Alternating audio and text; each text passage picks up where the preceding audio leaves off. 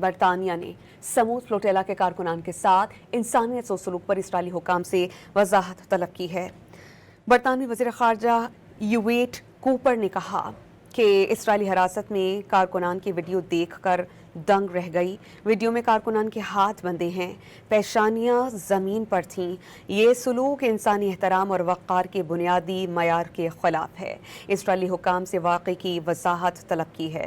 یورپی یونین نے امدادی کارکنان کی تذلیل پر سخت رد عمل دیا ہے۔ یورپی خارجہ پالیسی کے سربراہ کایا کالاس نے قوم پرست اسرائیل کے وزیر بن گویر پر تنقید کی اور کہا کہ غزہ جانے والے امدادی کارکنان کو ہتھکڑیاں لگا کر زمین پر بٹھانا توہین آمیز ہے۔ اسرائیلی وزیر کا رویہ جمہوری عہدے کے شایان شان نہیں۔ یورپی کمیشن ارسلا وان ڈیر لین نے اپنے ایک بیان میں واضح کیا کہ فلوٹیلا کارکنان کے ساتھ سلوک ناقابل برداشت ہے۔ یورپی کمیشن نے مطالبہ کیا ہے کہ ہر گرفتار شخص کو تحفظ اور عزت دی جائے۔